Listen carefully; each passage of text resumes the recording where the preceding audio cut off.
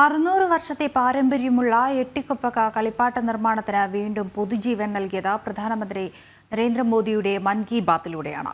എട്ടിക്കൊപ്പക്ക കളിപ്പാട്ടങ്ങളുടെ നിർമ്മാണം നിലയ്ക്കുന്ന സാഹചര്യത്തിലായിരുന്നു പ്രധാനമന്ത്രി ഇത്തരം കളിപ്പാട്ടങ്ങളെയും ഇത് നിർമ്മിക്കുന്ന സി.വി. രാജുവിനെയും മൻ കി ബാത്തിലൂടെ പരിചയപ്പെടുത്തിയത്. ഇപ്പോൾ ആത്മനിർഭര ഭാരതത്തിന് മുതൽക്കൂട്ടാവുകയാണ് എട്ടിക്കൊപ്പക്ക കളിപ്പാട്ടങ്ങളും.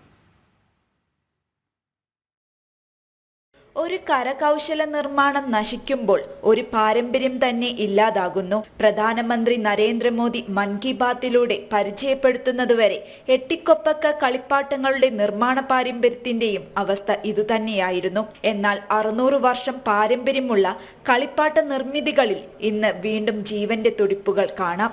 ആന്ധ്രാപ്രദേശിന്റെ സാംസ്കാരിക തനിമയാണ് എട്ടിക്കൊപ്പക്ക ബൊമ്മലുകളിലൂടെ സി.വി. രാജു എന്ന കരകൗശലക്കാരൻ പ്രദർശിപ്പിക്കുന്നത്.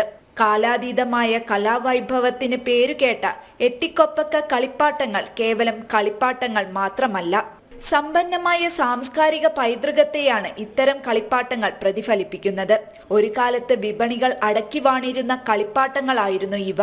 എന്നാൽ ചൈനീസ് കളിപ്പാട്ടങ്ങളുടെ അതിപ്രസരം എട്ടിക്കൊപ്പക്ക കളിപ്പാട്ടങ്ങളുടെ നിർമ്മിതിയെ അങ്ങേയറ്റം ബാധിച്ചു. 160 കുടുംബങ്ങൾക്ക് അവരുടെ ജീവിതമാർഗം ഇല്ലാതായി.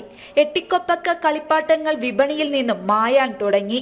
600 വർഷത്തെ പാരമ്പര്യത്തെ നിലനിർത്തണമെന്ന പിൻതലമുറക്കാരുടെ ആഗ്രഹം സഫലമാകാതെ പോകുമെന്ന മനോവിഷമത്തിലായിരുന്നു സി.വി. രാജുവും കരകൗശല നിർമ്മാണക്കാരും. ഈ സാഹചര്യത്തിലാണ് പ്രധാനമന്ത്രി മൻ കി ബാത്തിലൂടെ വീണ്ടും എട്ടിക്കൊപ്പക്ക കളിപ്പാട്ടങ്ങളിലേക്കുള്ള ജനശ്രദ്ധ ആകർഷിച്ചത്.